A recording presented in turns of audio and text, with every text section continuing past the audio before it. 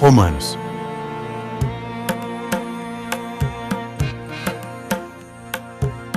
Capítulo 4. Do ponto de vista humano, Abraão foi o fundador de nossa nação. O que descobriu ele?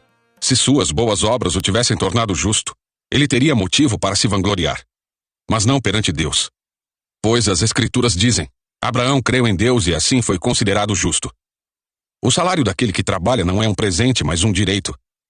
Contudo, ninguém é considerado justo com base em seu trabalho, mas sim por meio de sua fé em Deus, que declara justos os pecadores.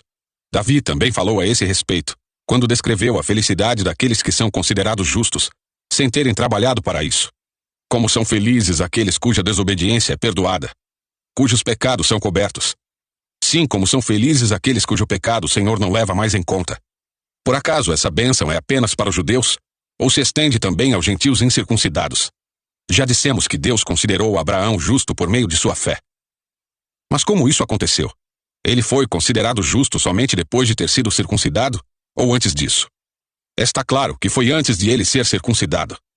A circuncisão era um sinal de que Abraão já possuía fé, e de que Deus já o havia declarado justo, mesmo antes de ele ser circuncidado. Portanto, Abraão é o pai daqueles que têm fé, mas não foram circuncidados. Eles são considerados justos por causa de sua fé. E Abraão também é o pai daqueles que foram circuncidados, mas somente se tiverem o mesmo tipo de fé que Abraão tinha antes de ser circuncidado. A promessa de que Abraão e seus descendentes herdariam toda a terra não se baseou em sua obediência à lei de Deus, mas sim no fato de ele ter sido considerado justo, quando teve fé. Portanto, se a herança prometida é apenas para aqueles que obedecem à lei, a fé é desnecessária e a promessa anulada, pois a lei traz ira sobre aqueles que tentam obedecer a ela. A única forma de não quebrar a lei é não ter lei nenhuma para quebrar. É por isso que a promessa vem pela fé, para que ela seja segundo a graça e assim alcance toda a descendência de Abraão. Não somente os que vivem sob a lei, mas todos que têm fé como a que teve Abraão, pois ele é o pai de todos que creem. Conforme aparece nas Escrituras, eu o fiz pai de muitas nações. Isso aconteceu porque Abraão creu no Deus que traz os mortos de volta à vida e cria coisas novas do nada. Mesmo quando não havia motivo para ter esperança, Abraão a manteve, crendo que se tornaria o pai de muitas nações. Pois Deus lhe tinha dito, esse é o número de descendentes que você terá. E sua fé não se enfraqueceu. Embora ele soubesse que aos 100 anos, seu corpo, bem como o ventre de Sara, já não tinham vigor. Em nenhum momento a fé de Abraão na promessa de Deus vacilou. Na verdade, ela se fortaleceu. E com isso, ele deu glória a Deus. Abraão estava plenamente convicto de que Deus é poderoso para cumprir tudo o que promete. Por isso, por sua fé, ele foi considerado justo. E quando Deus considerou Abraão justo, não o fez apenas para benefício dele. As Escrituras dizem que foi também para nosso benefício, pois elas garantem que também seremos considerados justos por crermos naquele que ressuscitou dos mortos a Jesus, nosso Senhor. Ele foi entregue à morte por causa de nossos pecados, e foi ressuscitado para que fôssemos declarados justos diante de Deus. Capítulo 5. Portanto, uma vez que pela fé fomos declarados justos, temos paz com Deus, por causa daquilo que Jesus Cristo, nosso Senhor, fez por nós. Foi por meio da fé que Cristo nos concedeu esta graça, que agora desfrutamos com segurança e alegria, pois temos a esperança de participar da glória de Deus. Também nos alegramos ao enfrentar dificuldades e provações, pois sabemos que contribuem para desenvolvermos perseverança. E a perseverança produz caráter aprovado. E o caráter aprovado fortalece nossa esperança. E essa esperança não nos decepcionará, pois sabemos quanto Deus nos ama, uma vez que Ele nos deu o Espírito Santo para nos encher o coração com seu amor. Quando estávamos completamente desamparados, Cristo veio na hora certa e morreu por nós pecadores. É pouco provável que alguém morresse por um justo, embora talvez alguém se dispusesse a morrer por uma pessoa boa. Mas Deus nos prova seu grande amor ao enviar Cristo para morrer por nós, quando ainda éramos pecadores. E uma vez que fomos declarados justos por seu sangue, certamente seremos salvos da ira de Deus por meio dele. Pois se quando ainda éramos inimigos de Deus, nosso relacionamento com ele foi restaurado pela morte de seu filho, agora que já estamos reconciliados, certamente seremos salvos por sua vida. Agora, portanto, podemos nos alegrar em Deus, com quem fomos reconciliados por meio de nosso Senhor Jesus Cristo. Quando Adão pecou, o pecado entrou no mundo, e com ele a morte, que se estendeu a todos, porque todos pecaram. É fato que as pessoas pecaram antes que a lei fosse concedida. Mas porque ela não existia, seus pecados não foram levados em conta. Mesmo assim, do tempo de Adão até o de Moisés, todos morreram, incluindo os que não desobedeceram a uma ordem explícita de Deus, como Adão desobedeceu. Na verdade, Adão é um símbolo, uma representação daquele que ainda haveria de vir. Mas há uma grande diferença entre o pecado de Adão e a dádiva de Deus. Pois o pecado de um único homem trouxe morte para muitos. Ainda maior, porém, é a graça de Deus, e sua dádiva, que veio sobre muitos, por meio de um único homem, Jesus Cristo. E o resultado da dádiva de Deus é bem diferente do resultado do pecado de um único homem. Pois enquanto o pecado de Adão levou à condenação, a dádiva de Deus nos possibilita ser declarados justos diante dele.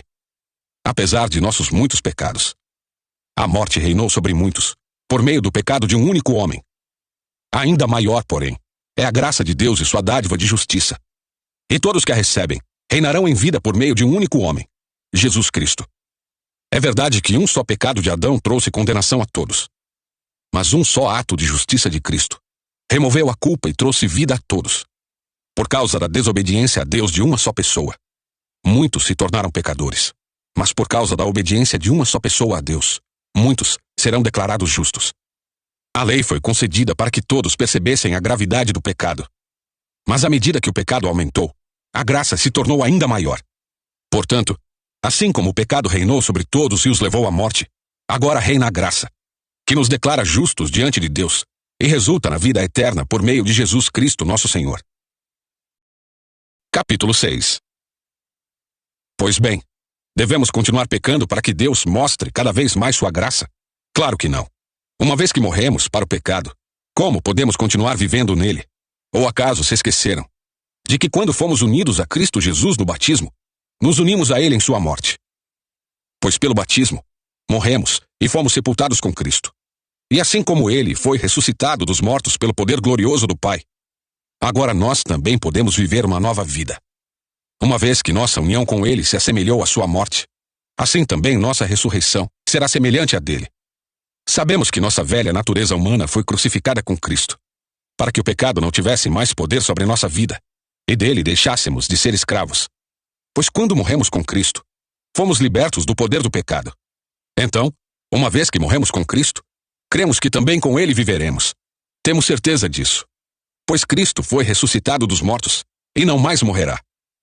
A morte já não tem nenhum poder sobre ele. Quando ele morreu, foi de uma vez por todas, para quebrar o poder do pecado. Mas agora que ele vive, é para a glória de Deus.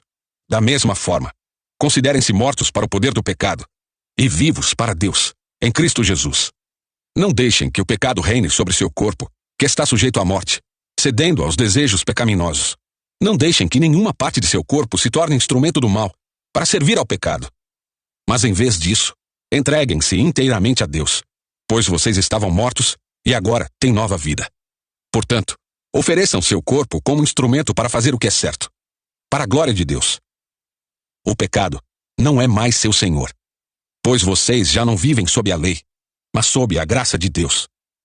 Pois bem, uma vez que a graça nos libertou da lei, quer dizer que podemos continuar pecando? Claro que não. Vocês não sabem que se tornam escravos daquilo a que escolhem obedecer? Podem ser escravos do pecado que conduz à morte, ou podem escolher obedecer a Deus, que conduz à vida de justiça. Graças a Deus, porque antes vocês eram escravos do pecado. Mas agora, obedecem de todo o coração a este ensino que lhes transmitimos. Estão livres da escravidão do pecado e se tornaram escravos da justiça. Uso o exemplo da escravidão para ajudá-los a entender isso tudo, pois sua natureza humana é fraca. No passado, vocês se deixaram escravizar pela impureza e pela maldade, o que os fez afundar ainda mais no pecado. Agora, devem se entregar como escravos à vida de justiça, para que se tornem santos.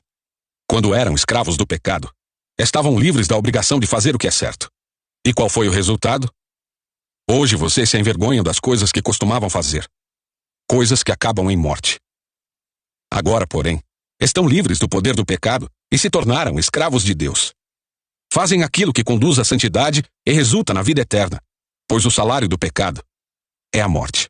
Mas a dádiva de Deus é a vida eterna, em Cristo Jesus, nosso Senhor. Chegamos ao final dessa leitura. Deixe seu like, se inscreva no canal e compartilhe as escrituras através desse vídeo. Te vejo na próxima leitura.